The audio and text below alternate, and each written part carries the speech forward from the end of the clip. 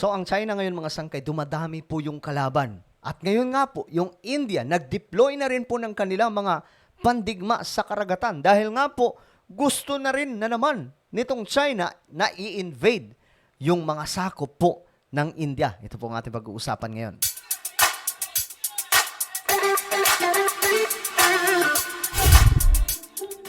Magandang oras po sa lahat ng ating mga kababayan, sa lahat po ng mga solid sangkay. So ito, bagong update, no? Itong China talagang, alam nyo yung gusto na po nilang ariin lahat ng mayroon sa ating mundo.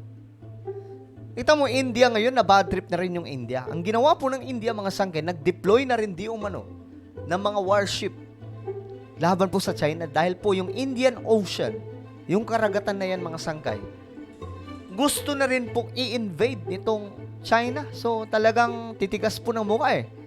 Anyway, bago tayo magpatuloy, no, pakisubscribe po muna yung ating YouTube channel. Ayan po, yung mga nandito. Subscribe nyo na po. Malapit na po tayo mag 1.19 million subscribers na naman. Dumadami po tayo ng dumadami. Kaya, isubscribe nyo na. Tapos i-click nyo yung bell at i-click nyo po yung all. Makikita po yan sa ibaba. Sa mga nanonood po sa Facebook, i-like nyo po o i-follow ang ating Facebook page. Okay, ito po yung balita ngayon.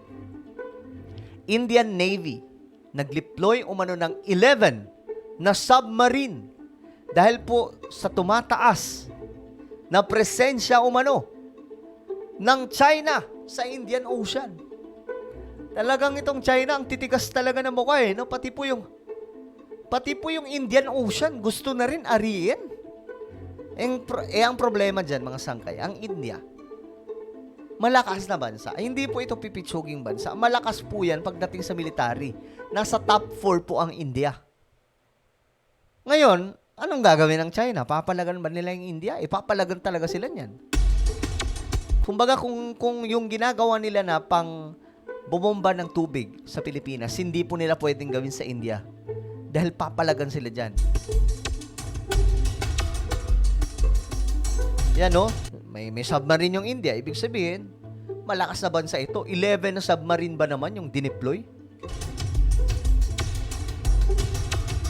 Yan ang kinagandahan din mga sangkay ng India. Kasi ang Indian, prepared sila.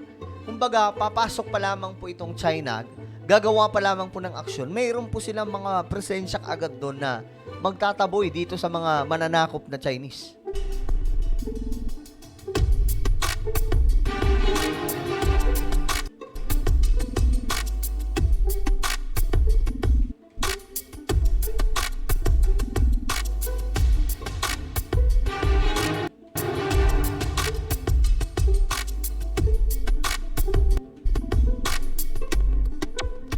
Conventional submarines require diesel generators.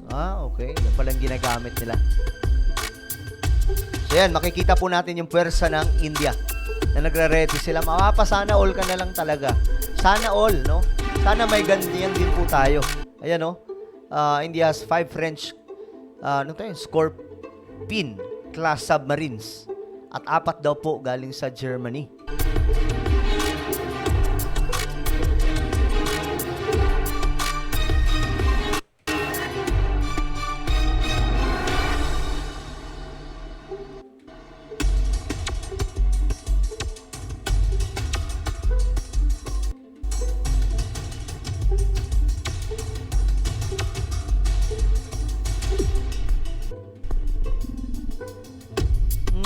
India also has 7 Russian Kilo class submarines.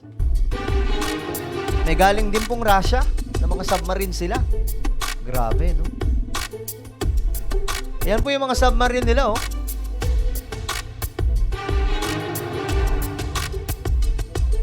So, hindi po pipitsuging bansa itong India.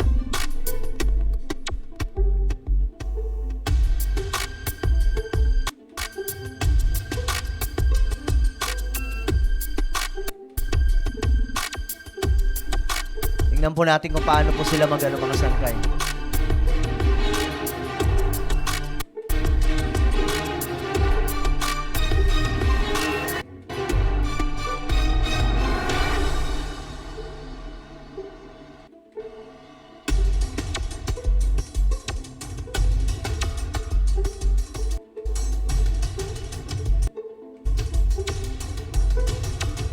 Alam nyo ba mga sangkay na yung India, sila po ay mga magagaling pagdating po sa technology.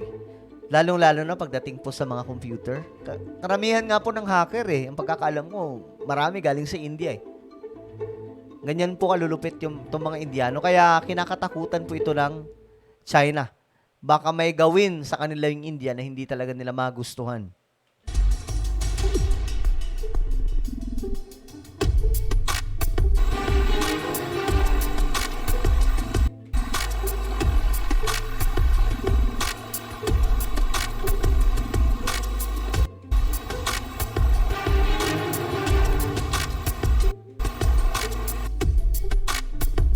Talagang mga sangkay, binabantayan po nila ng gusto yung buong area.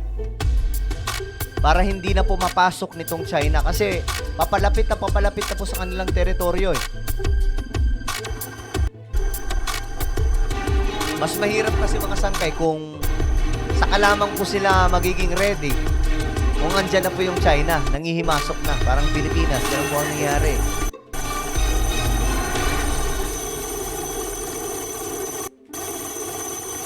So kung ang China magsusubok na pumasok diyan, medyo kakabahan na po talaga sila.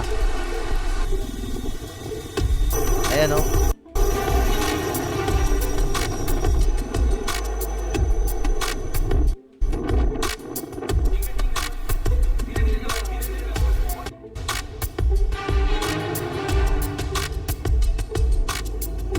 Ayan deployment comes ito daw po ay dahil sa tumataas po na presensya nitong Chinese sa Indian Ocean.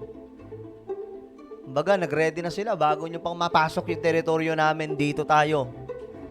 Bantayan na natin to. Diba, mga sangkay?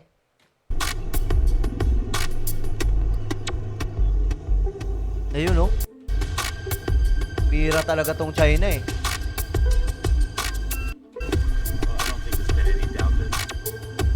Ngayon, magkita-kita sila ng mga pandigma rin ng India. Ayan ayon daw po sa report, 6 hanggang 8 mga Chinese ships present daw po sa region na yan, palagi. At ayan po mga sangkay yung ebidensya. So hindi papayag talaga yung India na ganun-ganun na lamang papasukin yung teritoryo. So ngayon mga sangkay, hindi lang pala, hindi lang Pilipinas. Napag-alaman natin dito na hindi lang pala talaga Pilipinas itong ginagawan ng China ng kaguluhan. Maging po ang India.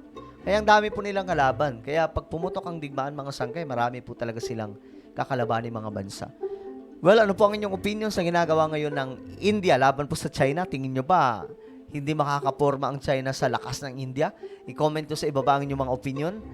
Meron po akong Facebook group. Ito guys, Hukbong Solid Sangkay. Exclusive lamang po sa mga Solid Sangkay. So kung ikaw ay talagang legit na Solid Sangkay, hanapin nyo po ito sa Facebook. Ayan po, i-type nyo na lamang ito. Kapag nakita nyo na, mag-join po kayo. Pero siguraduhin nyo na mag-join kayo. Siyempre, sagutan nyo lahat ng tanong. Okay? So ako na po yung magpapaalam. This is Miss Sangkay Janjan. Mag-iingat po ang lahat. God bless everyone.